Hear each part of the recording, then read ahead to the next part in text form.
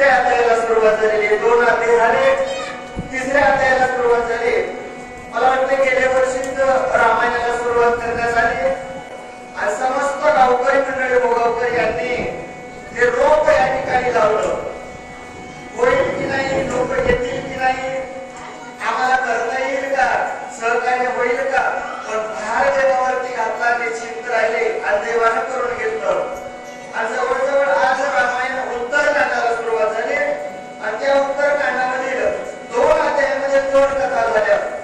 जगाच्या मार्गाला वशिष्ठ मुनीला विचारलेला प्रश्न, देवा मालक स्वामी मला संपूर्ण कथा सांगावी. जगाच्या मार्गाला सर्वस्व माहीत असताना सुद्धा त्या ठिकाणी ऋषी मुनीचा असणारा मान वाढवण्यासाठी विचारलं.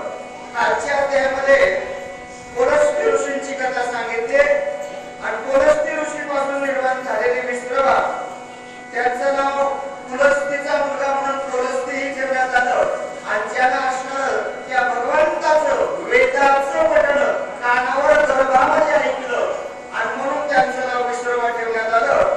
असा हा विश्रवाचं व्याख्यान असणारा 3रा अध्याय समस्त गावकरी मंडळीच्या वतीने सुरुवात करण्यात आली आहे. आणि आज असणारा पवित्र 2 दिवसाच्या एकादशी आहेत. आज आणि उद्या आजचा दिवस पवित्र आणि या पवित्र दिनानिमित्त आजचे अन्नदाते गावकर मंडळी आणि दिग्रसकर मंडळी या 2 गावकऱ्यांचा असणारा या ठिकाणी भगवंताच्या दरबारामध्ये रोटाचा कार्यक्रम आणि त्यानिमित्त आमची सेवा येण्याचा योग आला. महाराजांनी फोन केला, आलो होतो. आता 3रा अध्यायाची सुरुवात करत असताना माझे ग्रंथकार नाथ महाराजांनी वर्णन केलं, गावगाणा यांनी वर्णन केलं आणि हनुमंतराय ग्रामदैवत जशी पूजा देते तसा सांगण्याचा प्रयत्न करायचा आहे. परम पावन निर्मित असणारा विसर्वाचं व्याख्यान सांगितलं, विसर्वाचं तेज सांगितलं आणि विसर्वाकडे किती ज्ञान होतं, किती पवित्रता होती याचं संपूर्ण कथन ग्रंथकार सांगू लागले.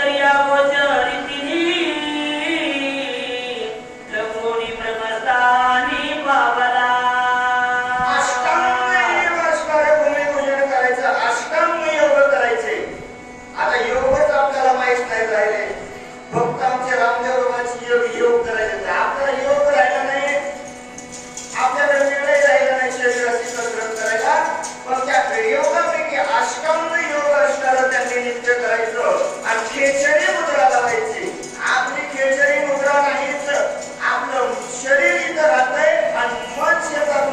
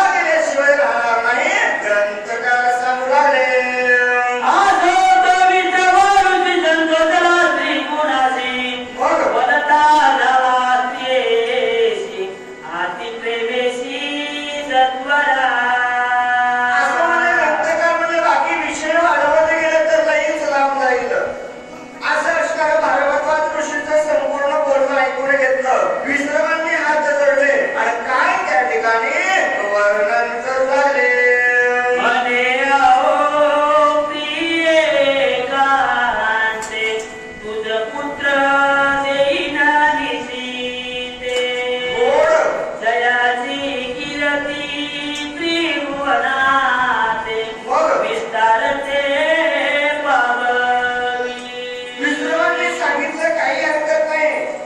आता तुझ्या वडिलांनी मला कन्यादान दिलंय ना, काही हरकत नाही. तुझीही मनोकामना पूर्ण करेल आणि तुझ्याही मोठी असणारा दिव्य पुत्र प्राप्ती असणारा होईल आणि त्या मुलाची